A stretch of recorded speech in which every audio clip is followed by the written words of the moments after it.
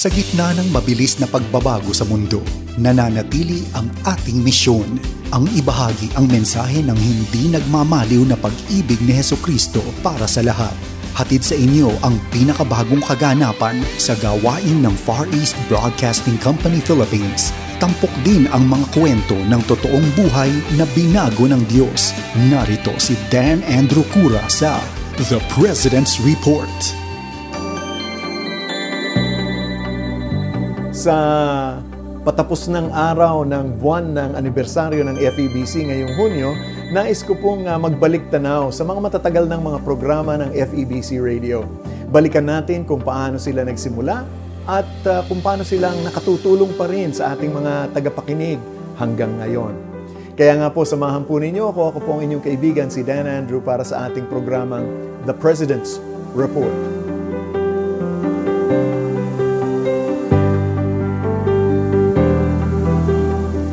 Tuwing nagdiriwang tayo ng anniversary ng FEBC, lalo na noong open house natin sa Valenzuela at gayon din sa Folk Arts Theater, ay marami po tayong mga tagapakinig na nagkikwento po kung paanong naging bahagi na ng buhay nila ang programang Hardin ng Panalangin.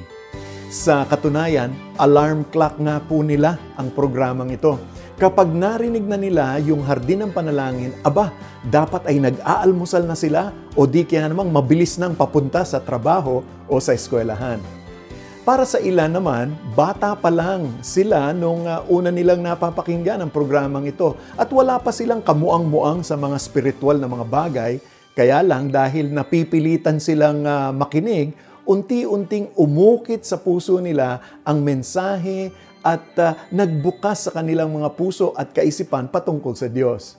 At ang pinakamahalaga, marami sa ating mga tagapakinig ang nakakita ng kahalagahan ng panalangin at pananalangin para sa iba at para sa isa't isa. Ito ang dahilan kaya nga may programang Hardin ng Panalangin. Noong 1958, si Pastor Proceso Marcelo o tawag nating Kaesong ay na-assign sa Malacanang Press Office bilang isang reporter. At doon nakita niya ang napakaraming mga hindi man lamang nabubuksan na mga telegrama at sulat na naka-address kay President Magsaysay. Sinimulan ni Kaesong ang programang Hardin ng Panalangin na may tiwalang tutugunin ng Diyos ang lahat ng mga kahilingang ibinibigay sa Kanya. Tunay ngang tapat naman ang ating Panginoon na napakaraming mga tao ang nakatanggap ng himala habang kasama sila sa mga panalangin sinasambit sa programa. Nais ko ring parangalan muli ang ating Kaesong, isang dakilang lalaki ng Diyos na pinakamatagal na host ng programa. Nagkataon pong ang kanyang kaarawan ay July 2 at ang ika-9 na anibersaryo ng kanyang pagpanaw naman ay sa darating na July 10. Kulang po ang oras natin kung babasahin ko ang lahat ng mga mensahe ng ating mga tagapakinig, ngunit hayaan niyo pong banggitin ko ang ilan. Sabi ng isa, Pastor, nagpapasalamat po ako sa inyo at sa inyong mga panalangin sa patuloy na paggaling ko. Magaling na po ako, normal na po ang aking blood pressure at sugar count. Salamat din po sa Panginoon sa pag-iingat niya sa aming pag-uwi sa Bataan. Kahit po mga ganong klaseng personal na bagay ay naipapanalangin. Narito naman po ang patotoo ng isa nating tagapakinig ngayon patungkol naman sa kasalukuyang hardinero na si Pastor Dave de Guzman. Mapagpalang araw po, Pastor Dave. Isa po ako sa inyong mga tagapakinig. Sorry at hindi po kami gaano nakakapagparamdam dahil wala pong feedback mechanism ang radyo na madaling mapindot. Lagi po ninyong tatandaan na kaisa niyo po kami sa panalangin at sa pag-aaral ng Biblia. Alam ng Diyos kung paano nakatulong ang programa sa aming kaugnayan sa Kanya, maging sa aming pamilya, mga mahal sa buhay, kapitbahay, at lahat ng dinadala niyang mga tao sa aming buhay. Salamat sa mga prinsipyo at katalinuhang galing sa salita niya. Araw-araw kaming may natututunan sa inyo. Sana ay sabihin rin ninyo kung paano namin kayo maaaring maipanalangin. Dahil gusto rin namin maging pagpapala sa inyo tulad ng pagiging pagpapala ninyo sa amin. Isa pang programa na medyo may edad na rin, ika nga, pero patuloy pa rin nakatutulong sa mga tagapakinig ay ang programang Heartline. Nagsimula ito ng isang programa na pang-umaga noong 1985 at tumatalakay sa mga issue na pang-araw-araw nating buhay.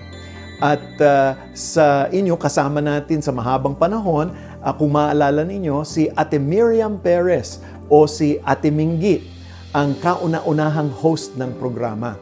Ang Heartline, gayon din ang Action Line at ang Doctors Online ang nagpasimula po ng pauso sa AM radio ng agarang interaksyon sa mga tagapakinig sa pamamagitan ng pagtawag sa telepono. Marami ang tumatawag sa Heartline para i-share ang mga problema nila. At ang kainaman naman ay may mga counselors na agad-agad na nakapagbibigay ng payo sa kanila. Nagbukas ng oportunidad ang programang ito para sa marami pang mga tagapakinig kahit po ang mga hindi mananampalataya. Sumailalim din ang ating mga kasamahan sa FEBC noon sa isang training para pumaturuan silang magbigay ng payo sa mga tumatawag sa opisina kahit hanggang hating gabi na. Ngayon po ang Heartline ay naririnig tuwing gabi at bawat araw ay may on-air counselor at resource speaker na tumatalakay ng mga partikular na issue sa buhay. Tuwing Lunes, kagalingan para sa mga malalalim na sugat o mga issue. Pag Martes, mga problemang para sa legal, panglegal. Tuwing Miyerkules naman, ang para sa kabataan. Huwebes, buhay mag-asawa at pag Biyernes naman, issue ng pampamilya. Nakatutuwa rin ang mga komentong natatanggap po natin patungkol sa programa. Sabi ng isa, ang ganda po ng topic, mga bagay na makatutulong po sa aking anak, kaya sasabihin ko sa kanila ito. Ganito naman po ang sabi ng isa sa ating tagapakinig at manonood. Nanunood po ako ngayon pagkatapos ng aking trabaho. Ang galing po ng mga paliwanag. Malaking tulong po ito para sa aking pamilya.